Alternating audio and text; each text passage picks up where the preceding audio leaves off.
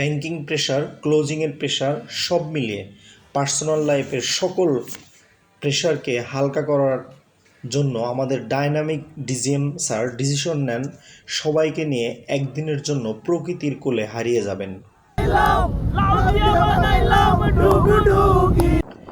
Place হিসেবে selection করা হয় এক সময়ের প্রমত্ত নদী, বাংলাদেশের one of the biggest river যমুনার বুক চিরে গড়ে ওঠা ধারাবর্ষা আইল্যান্ডকে। ধারাবর্ষা আইল্যান্ডটি স্থলভাগ থেকে নদীপথে প্রায় 2.5 ঘন্টার ডিস্টেন্স। সাডেনলি যাত্রা বিরতি, কারণ নদী পাড়ের জমিতে কৃষকের ঘামে শ্রমে ফলানো ফসলের মাঠ অবজারভেশন। এই যমুনার চরগুলোতে জন্মে ওয়ার্ল্ড ফেমাস বগুড়ার লাল মরিচ। দ্বীপটিতে যাওয়ার পথে জার্নি বাই বোট ছিল দারুণ রোমাঞ্চকর। আমাদের বিশাল ইঞ্জিন চালিত নৌকাটি পানির ঢেউকে মারিয়ে এগিয়ে চলছিল। নদীর শীতল বাতাস আমাদের দেহ মনে এনেছিল প্রশান্তির পরশ। চলন্ত নৌকায় চলছিল সঙ্গীত প্রতিভা চর্চার দারুণ সুযোগ।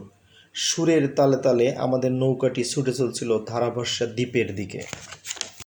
অ্যাট লাস্ট একটা রোমাঞ্চকর জার্নি বোট শেষে আমরা পৌঁছে যাই ধারাবর্ষা আইল্যান্ডে।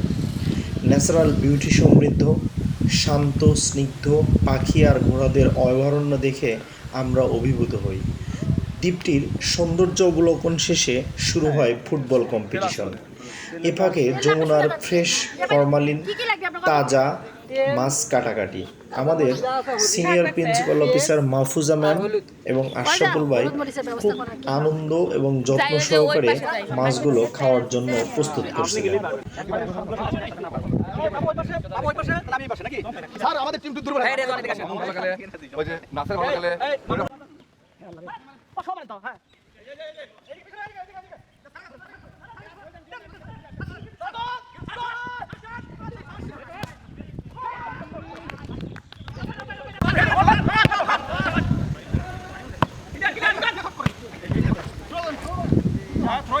ফুটবল কম্পিটিশন শেষে সবাই হারিয়ে যায় সোনালি শৈশবে। সুইমিং, জাম্পিং, হই হুল্লোড়, সবাই মেতেছিল বাঁধ ভাঙা উল্লাসে। দুপুরের লাঞ্চ আইটেম ছিল চমকপ্রদ। মেনু হিসেবে সিলেকশন করা হয়েছিল বাঙালি ঐতিহ্য নিউট্রিশনের ভিত্তিতে। ছিল সর্বরোগের মহৌষধ কালো জিরা ভর্তা, কলা ভর্তা, বাদাম ভর্তা, যমুনার তাজা মাছের চচ্চড়ি, মাসকালাইয়ের ডাল এবং শেষে বগুড়ার ঐতিহ্যবাহী বিখ্যাত দধি। পরিবেশন করা হয়েছিল বাংলার হাজার বছরের ঐতিহ্য পরিবেশ বান্ধব কলা পাতায়। কলা পাতায় খেতে পেরে সবাই ছিল দারুণ উচ্ছ্বসিত।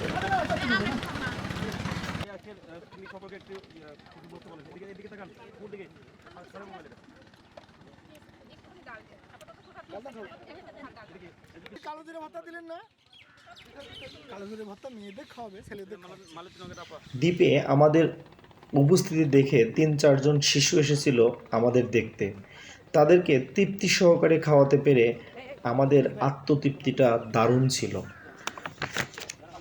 পড়ন্ত বিকেলে চলছিল মনোজ্ঞ সাংস্কৃতিক অনুষ্ঠান।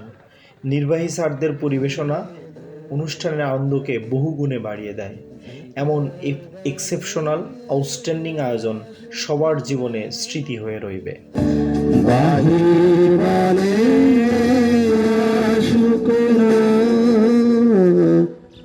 ধন্যবাদ সবাই।